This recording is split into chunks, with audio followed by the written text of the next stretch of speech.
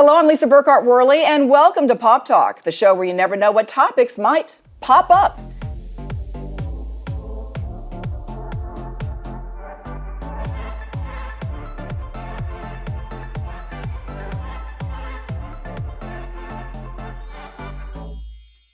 In light of the ongoing war in Israel and the rise in anti-Semitism globally, we here at Pearls of Promise Ministries want to do our part to fight anti-Semitism.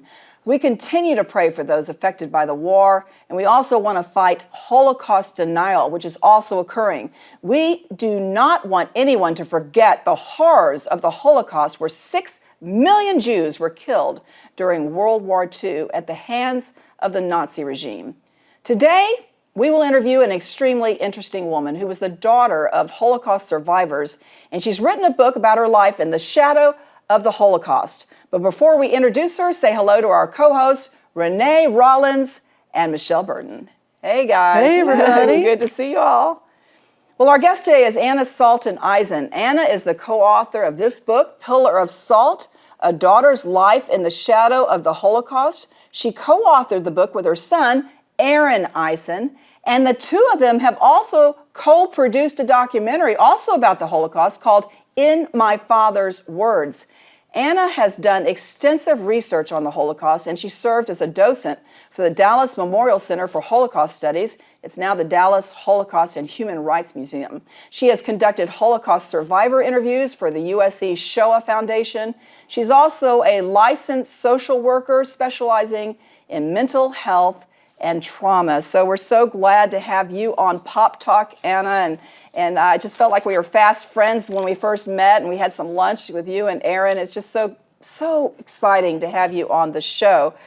What was your experience when you were growing up with your dad? He didn't look back and talk about what happened during the Holocaust. How did that affect you? Well, first, thank you for having me here. It's a wonderful show. I'm really honored. Growing up, it was probably when I was about 5 or 6 that I began to realize that my family was different. I didn't have any grandparents on my father's side, no aunts or uncles or cousins. We had no photographs of family members. My parents had foreign accents. And so I just began to compare myself with some of my friends, and I started asking questions to my dad. And, who are your parents? Why don't we have family? Why are there no pictures? What are those languages you speak? And he would, for the most part, just look very anguished and sad and just say, please, let's not talk about it. There were some terrible years, or there was a war. And so I didn't really understand the answers, but I got the message that I needed to kind of stop asking. Yeah, hence the book title, Pillar of Salt. Lot's wife in the Bible was told not to look back when Sodom and Gomorrah were being destroyed, and she did, and she turned into a pillar of salt. So your dad he didn't want to look back, right? Yes, and there was a lot of reasons. I think one is that he just felt, what is the appropriate time? You see your children playing and looking happy. How do you break such, tragic news to them? And I think also for Holocaust survivors and the American liberators who came back after such devastation and loss, they were all urged to put the past behind them and not talk about it. So I think it was just kind of a collective trauma, and that's how people dealt with it. But throughout my journey, not just at the beginning, I was admonished, be careful, you'll upset your father, why are you doing this to yourself, what can come out of this? Even I remember when I was probably about 10 or 11, telling a school friend that my dad had been in camps and my family had been in boxcars. I didn't know much.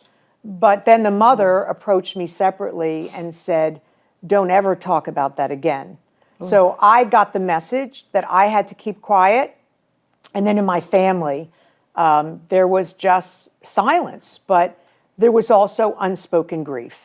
And that kind of permeated the house. I would hear my father into the night walking, and my mother might say, he's had bad dreams. So I was just trying to figure it out. And I think the longer it went, the more I was really desperate to know. Yeah, Anna, and you were curious about what you didn't know. Of course, every child would be. And how difficult was it for you when no one would discuss the family history? What was that like? It was difficult. I mean, I can remember being with a family at a Jewish holiday, and maybe my father might all of a sudden break the joyous mood and share some memory that didn't fit. Like, oh, I can remember one winter that we had no bread and I had no gloves or no socks. And that story might go on, and all of us were kind of frozen. And then just as quickly as he shared the story, he might say, okay, who wants dessert? And so we were constantly following this shift back and forth, but not asking questions. But I think, sometimes I would see my father standing in front of a mirror, kind of looking into the mirror, but not at himself. And I always wondered, what were those memories? Once I found a picture in his sock drawer, a black and white photo of people that I later found out were my grandparents. But I didn't know that until I was an adult. Wow. And I think for my father, going back down that road of memory just led to so much pain that he really closed it off.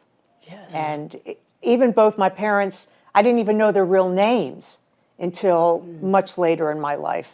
Wow. Oh my goodness. What a story. So I know you had that curiosity you had mentioned when you were a child and asking some questions, but that curiosity came back when you were in middle school and you started reading more about the Holocaust. Tell us a little bit about how that reading affected you.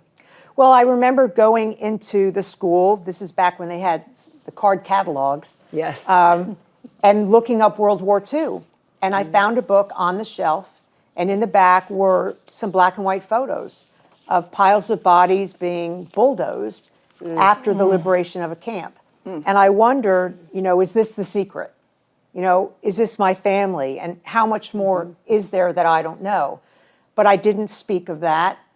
And then there was even a time where there was a memoir written by a young girl about her time, and I just thought I had made this incredible discovery.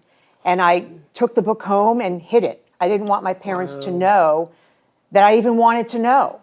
So it was difficult, and I remember feeling just really sad, and that there was no one I could talk to. Even at school, I couldn't tell my teachers, and I felt different. That's what happens when you live with grief or with secrets. I just felt different and out of place and unable to share that I was on this parallel journey, not just being an adolescent looking forward to high school or activities, but also kind of, unearthing this whole terrible, tragic secret past. I've done some reading on the children of Holocaust survivors, and Holocaust survivor children have had just as much counseling in many ways as their parents have had because of what happened. And these feelings about the Holocaust and just curiosity and wondering what occurred did not leave you. In fact, when you were in college, you were thinking about it at American University in Washington, D.C. What was your outlet there for what was going on? Well, I took a class. I was just shocked that there was a class on Nazi Germany. And so I went in and took the class, and it was, so strange. I was, having to memorize all the names of, the Nazi leaders, Hitler and Himmler and Heydrich, and know all this. And so it was, different, but it also opened the door for me to have a dialogue with my father, not about his experience, but just about World War II and the Holocaust. And that kind of became the bridge. And when I finally told the professor there that my father was a survivor, he asked me to extend an invitation for my dad to come and speak to the class. And my father did. And it was extremely difficult for me. I had never heard him speak. And I remember just, gripping the desk and digging my hands into each other. And it was painful. I couldn't even look at him. I do remember there was a student that asked him whether my father might consider that some of the actions of the Nazis, some of the acts of barbaric cruelty were maybe because of peer pressure. And my father was angry. And he just said, one cannot ever justify, sicking a ferocious dog on a child by peer pressure, that there is such thing as evil, and that we cannot give it such simple excuses, as following an order or peer pressure. Because the people who did these acts did not show any remorse or difficulty while they carried them out. That was my father's experience. That whole thing of hearing your dad talk about that for the first time, what was that like? Do you remember some of the details? You were talking about this person that asked your dad a question that angered him, but when you heard him talking about that, what kind of feeling came over you at that point? At that time, I felt, nervous. I had really opened a door. But really what it led me to is the conviction that I wanted to know and the understanding that I could ask. And so later, as an adult, when I told him that I wanted to know more, his first reaction to me was anger. We had never had a fight. And he said to me these words, "I am Adam. Everyone and everything is gone, and it all starts over with me." Wow. But I said to him, with great respect, "You're not Adam. This is my family too, and I claim them. And all I know about my grandmother is that she died in a gas chamber, and it isn't enough." And so I said, "Tell it to me, Dad. Tell me what they did to you." So we went in the other room, and I got out a legal pad, I remember, and I said, "Tell me the camps." And he said, "I was in 10 camps. And I said, Wow. 10 camps? So I started to write them down. Of course, I couldn't spell or pronounce them. And after we got through about the first 3 or 4, he said, "Give me the pad. I'll write it down for you." Oh. And then what he came back with was 600 pages. Oh my goodness. And so that led to the editing and the dialogue, because there was a lot of stories. So, that began the process of how we bonded, how he actually ended up telling me what his experience had been. And then we collaborated on writing, that book called The 23rd Psalm, a Holocaust memoir. All of this is tied into, the Bible, and even in Pillar of Salt, I share passages from the Bible and what I'm inspired, because it all goes back to those lessons of being, my brother's keeper and Yes. honoring my father and mother.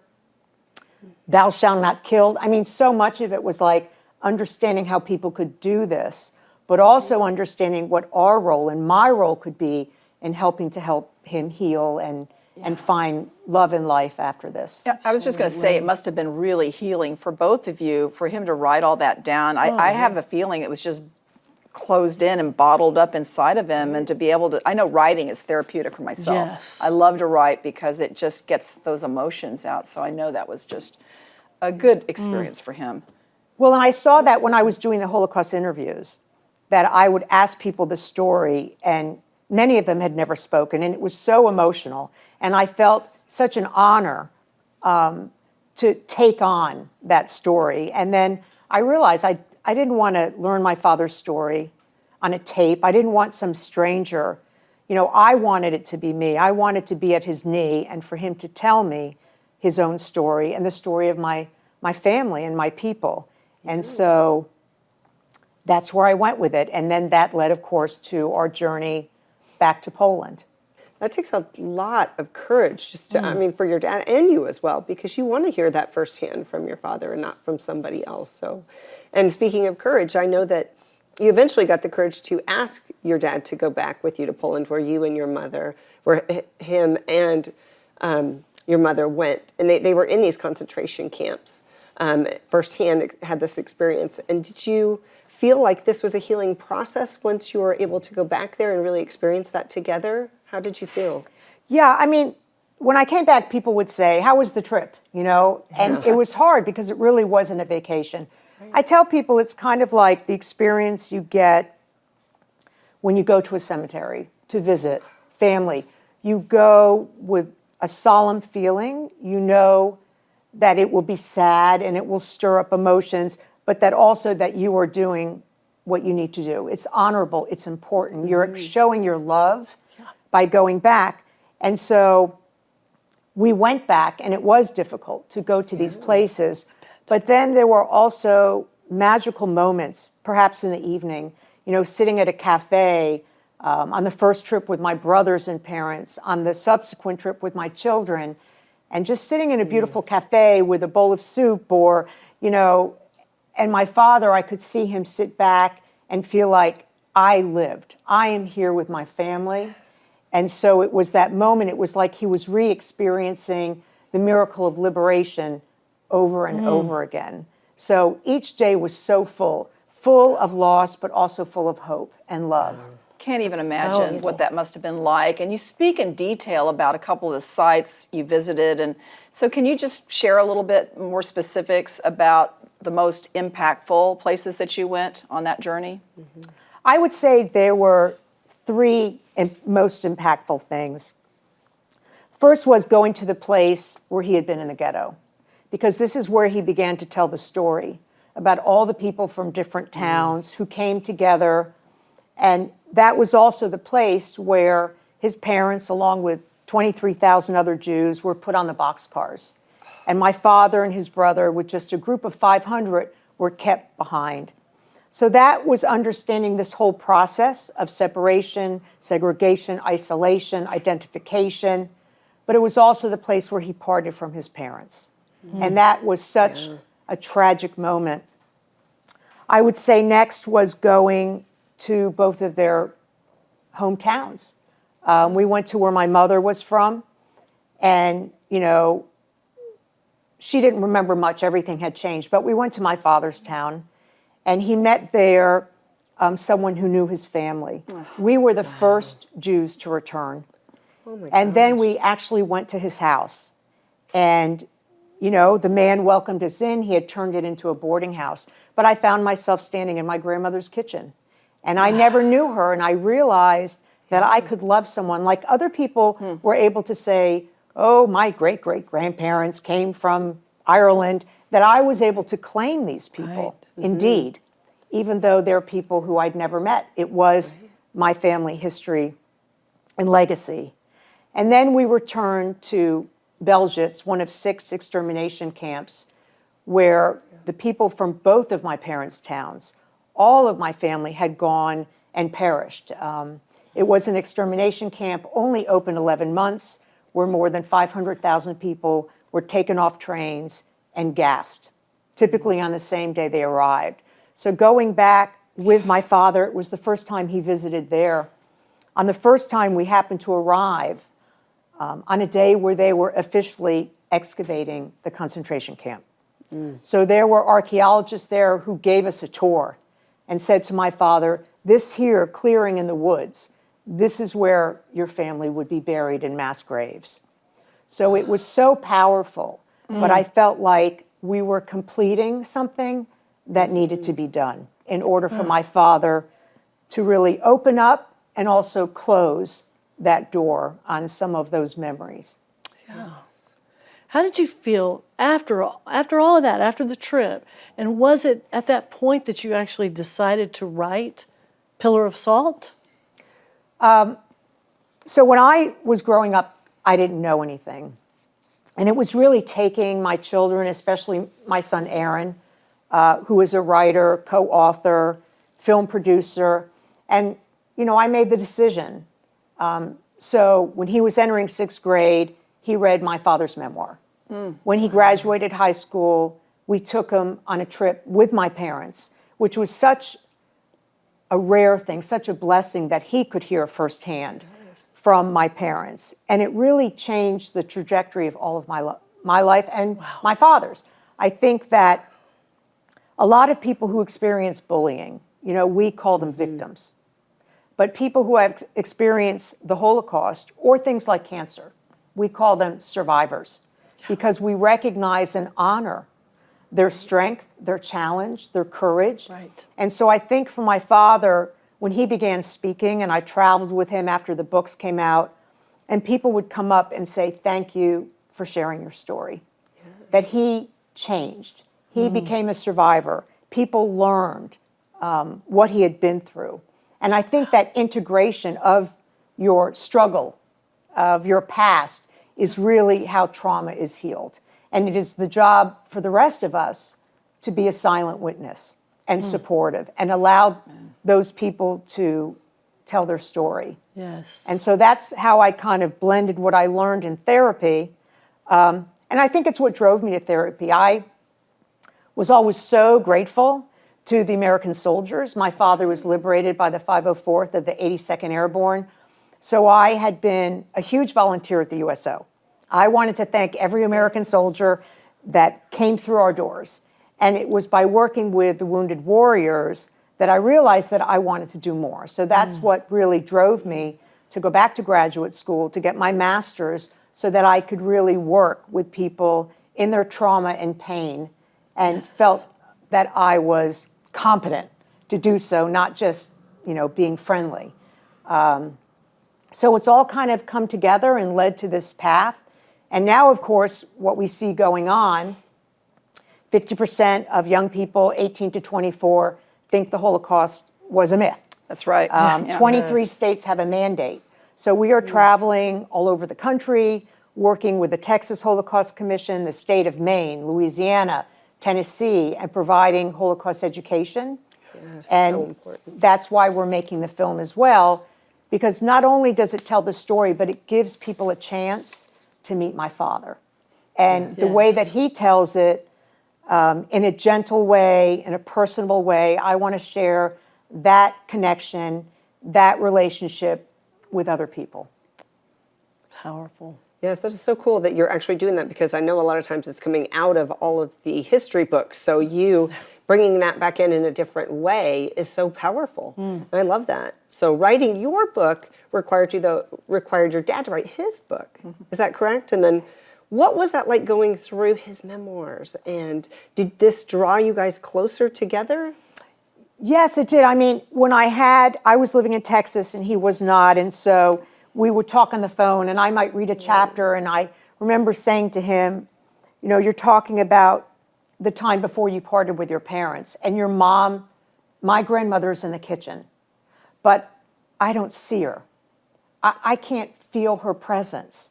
And so, what did she look like? And what was she wearing? And so this opened up the dialogue that he would tell me, that she played the piano and she loved music, and I learned more. So through these, and then there were a million times where I would ask a question and he would say, this reminds me of another story.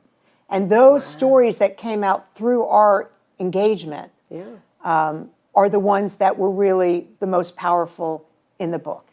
I remember one time even asking him, sometimes I felt really like I was taking a risk. But I asked him, did you ever despair? What was it like at night to sleep on that shelf in the cold? And he would say, I tried not to despair. I tried not to do anything that wouldn't help me. And that also became a life lesson to me, to try and have hope. As my father has said, I have lived with hope and without. With is much better. Yes, right. Absolutely. And I think that's a good word for all of us. We need to live with hope, and we need to have joy. We need to just press into that instead of, because we can all go down that bad path, know. Right. And so that from the work that you do. Well, Anna, tell us also about the documentary that you guys have been working on. It's called In My Father's Words. How did that come about, and can you talk about what that includes? Well, we wanted to share the story. So we had my father's testimony that he gave for the U.S. Holocaust Museum, and also the Shoah Foundation, which was originated by Steven Spielberg, that has the testimonies.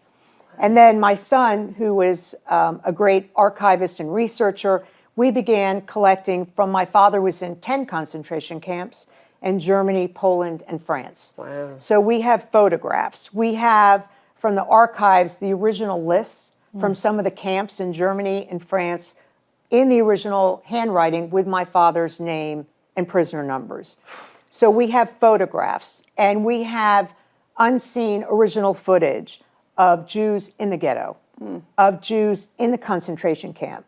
So working with all of these materials and a really talented filmmaker, artist, animators, original music score, we wanted to put the story together in a way that you walk in my father's shoes, but also in mine, because it is this journey of discovery that the viewer will take along with me as my father shares his story. We've taken great care to make sure everything is fact-based. So even in the animation of the concentration camps, they were 3D models done first to make sure that everything is accurate. Nothing is fictionalized, and everything has been researched, documented, fact-checked. So because Holocaust denial and distortion is becoming ever more a problem. Yeah, so I'm so glad you did this. I know our audience is curious about it, and we have a little clip. So here is a clip from Anna's upcoming documentary called In My Father's Words. Early in the last century, a government of a large and civilized country in Central Europe has decided that the segment of its population was less than human. I remember just rummaging through one of the end tables looking for some playing cards, and I came across 2 old watercolor paintings of horrific scenes that I could not have even imagined. And they were signed by someone named L. Zaltzman. And consequently, they could be denied access to education, they could be denied opportunity to work, they could be arrested, they could be beaten. He wanted a family that replaced the family he lost. And he wanted that feeling of security. I just really felt the need. I felt compelled to try and find out who my father really was. You know, who was this Lucian Zaltzman?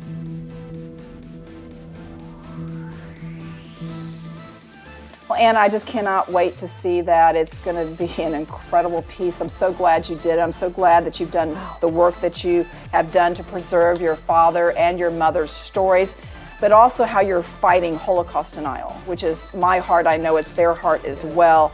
And you can find it on Amazon, and you can reach Anna Salton-Eisen via her website, annasaltoneisen.com. And we hope you'll also connect with us here at Pearls of Promise Ministries. Our website is pearlsofpromiseministries.com. You can email us at info@pearlsofpromiseministries.com. Like us on Facebook. Follow us on Twitter at Pop Talk Media or at Pearls of Promise. We're on Instagram at pop_ministries. And you can check out all of our past Pop Talk television shows on our Pearls of Promise Ministry YouTube channel. And thanks to our 15 Pop Talk television platforms, and we are grateful for our production company, GracePoint Media. For all your media needs, go to gracepoint.media. And that is Pop Talk for today. We're just ordinary girls Who God turned into pearls. Have a great week.